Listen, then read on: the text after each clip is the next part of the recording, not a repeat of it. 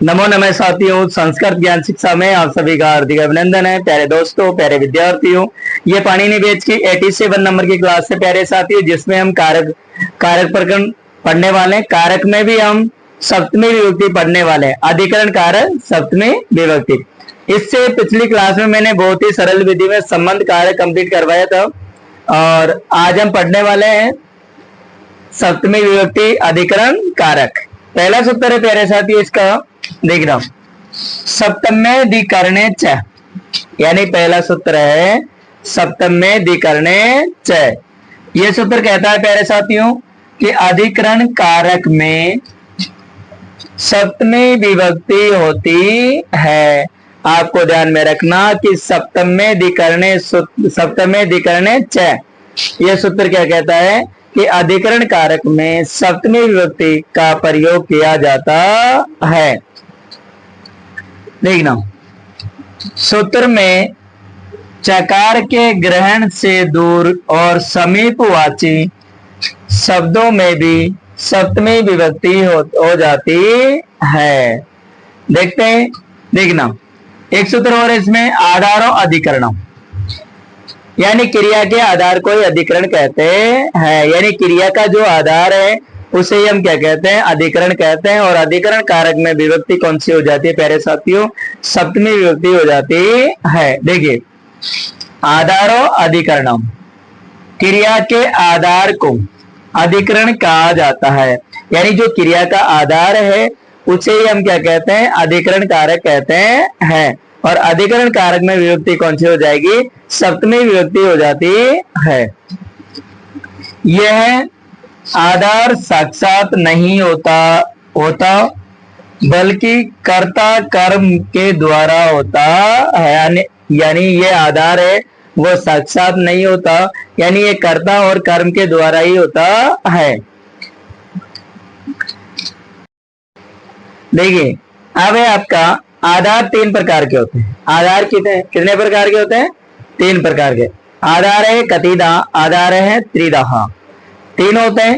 एक तो औश्लेषिक आधार, एक वैश्विक आधार और एक अभिव्यापक आधार। ठीक है, देखना, एक तो है औश्लेषिक आधार, एक है वैश्विक आधार और एक है अभिव्यापक आधार।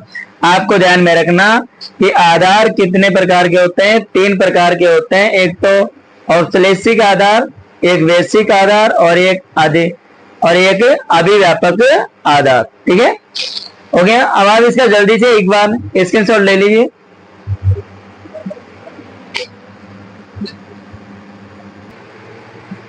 अब देखना प्यारे साथियों, जो मैंने आधार आपको बताए थे कि औश्लेषिक आधार और वैश्विक आधार और अभिव्यापक आधार, तो एक एक करके इनको हम डिटेल से समझेंगे।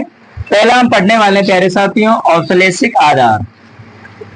इस आधार में आधार व आदेय का भौतिक जुड़ाव दिखाई देता है। यानी औश्लेषिक आधार में क्या होता है कि इस आधार में आधार का आदेय के साथ भौतिक जुड़ाव दिखाई देता है। यह संयोग अल्पकाल के लिए ही होता है। यानी इसमें औश्लेषिक आधार में क्या होता है कि जब आधार का आदेय के साथ में भौतिक जुड़ाव होता है तो वो एक अल्प समय के लिए होता है, अर्थात कम समय के लिए होता है। यह देखना, जैसे कटे आस्ते, यानी चटाई पर बैठता है। अब आपको पता है कि चटाई पर बैठेगा तो कुछ समय के लिए बैठेगा, ये थोड़ी कि वो ज्यादा लंबे समय के लिए बैठेगा। ठीक है, तो कटे आस्ते यानी चटाई पर बैठता है, तो कटे में क्या हो जाएगा, आधार की अधिकरण संज्ञा होकर के सप्तमी विभक्ति हो जाती है। आसंदयाम आसंदयाम आस्ते, आसंदयाम आस्ते अर्थात कुर्सी पर बैठता है। अब आपको पता होना चाहिए कि जब ये आसंदयाम दे रखा है, आसंदयाम में क्या हो जाएगी, सप्तमी विभक्ति हो जाएगी। यानी आधार हो जाएगा, आधार की अधिकरण संज्ञा होकर के सप्तमी विभक्ति हो जाती है। तो देखिए आगे देखना, बस यानी तिष्ठति, यानी बस यान में बैठता है।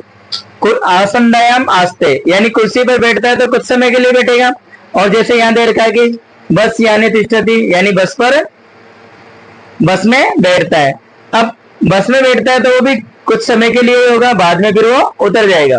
तो इसलिए यहाँ आधार का आदेय के साथ में भौतिक जुड़ाव होता है, लेकिन वो होता है अल्प समय के लिए होता है, अर्थात कम समय के लिए होता है। आगे दे रखा है स्थाल्यम स्थाल्यम ओदनम पचती, यानी भगोनी में भात पकाता है।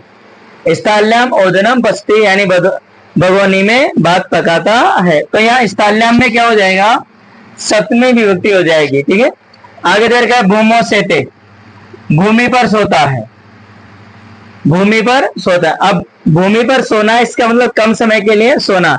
आपको तो सिर्फ ये ध्यान रखना कि जो औपचारिक आधार होता है उसका क्या होता है कि आधार के साथ आदेय का भौतिक जुड़ाव होता है, लेकिन वो अल्प समय के लिए होता है, अर्थात कम समय के लिए होता है।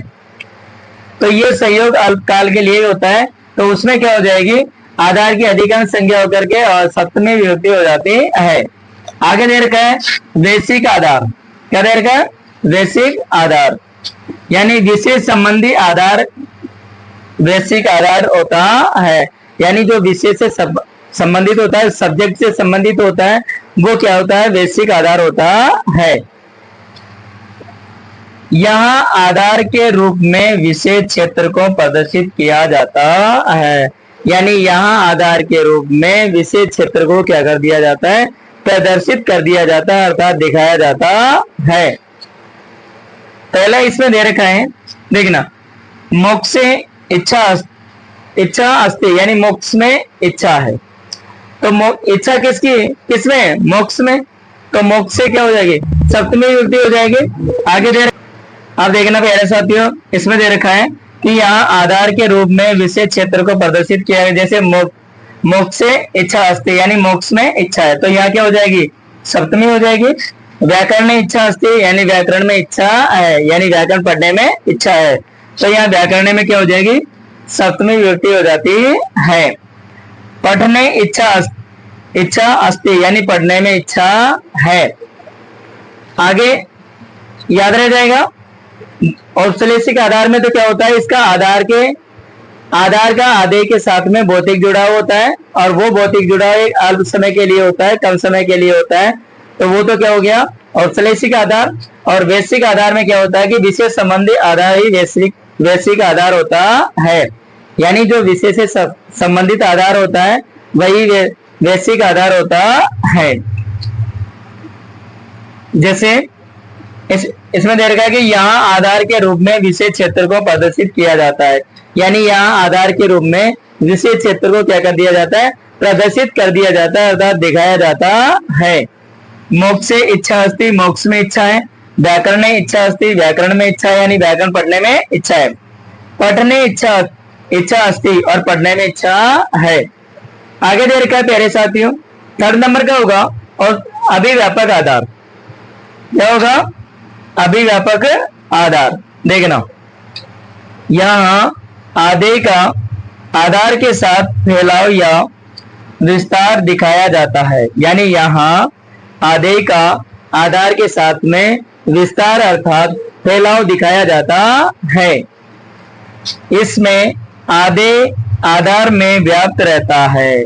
यानी इसमें आदेय आधार में व्याप्त रहता है। जैसे तिलेसु तेलम, यानी तिलों में ही तेल होता है। तिलेसु तेलम अस्ति, तिलों में तेल होता है। तो देखिए यहाँ जो आदेय है वो किस में मिला है, आधार में मिला हुआ है। तो याद रखा है तिलेसु तेलम अस्ति, यानी तिलों में तेल है। तो प्यारे साथियों, तिलेसु में क्या हो जाएगी, सप्तमी विभक्ति। आगे दे रखा है सर्वस्मिन आत्मा अस्ति, यानी सभी के अंदर आत्मा होती है। तो सर्वस्मिन क्या हो जाएगी, इसमें सप्तमी विभक्ति हो जाती है। अब इसमें प्यारे साथियों क्वेश्चन कैसे पूछते हैं, इसमें क्या होता है कि तो इसमें क्या होता है कि इस तरीके से हो जाता है सर्वस्मिन आत्मा अस्ति। क्वेश्चन कैसे पूछा जाता है कि कोई भी उदाहरण दे देगा और आपसे पूछ लेगा, उसमें ऑप्शन दे देगा और औपचारिक, वैश्विक आधार, अभिव्यापक आधार, ये कोई दूसरा लिख देगा। फिर आपको उदाहरण को देख करके बताना है कि इसमें कौन सा आधार है, औपचारिक आधार है या वैश्विक आधार है या अभिव्यापक आधार है। ठीक है, औपश्लेषिक आधार में तो क्या करना, यानी इसका आधार के साथ में, इसमें इसका आधार के साथ आधे का भौतिक जुड़ाव होता है, इसलिए इसमें क्या होता है, इसका जो जुड़ाव संयोग होता है वो एक अल्प समय के लिए होता है। वैश्विक आधार में क्या होता है कि विषय संबंधी आधार ही वैश्विक आधार होता है। तो इसमें क्या होता है कि यहाँ आधार के रूप में ही विषय को प्रदर्शित किया जाता है, अर्थात आधे विषय क्षेत्र को क्या कर दिया जाता है, प्रदर्शित किया जाता है। तो ये तो हुआ वैश्विक आधार। और अभिव्यापक में आधार में क्या होता है कि इसका आधे का आधार के साथ विस्तार या फैलाव दिखाया जाता है, इसमें आधे आधार में व्याप्त रहता है, यानी इसमें जो आधे है वो आधार में क्या होता है, व्याप्त रहता है, अर्थात समाया हुआ रहता है। जैसे तिलेसु तेलम अस्ति, अब आपको पता है कि जो तिल है, तिलों में तेल होता है। आगे देखकर सर्वस्मिन आत्मा अस्ति, यानी सभी के अंदर आत्मा है। तो हुआ यानी आधे का आधार में व्याप्त होना।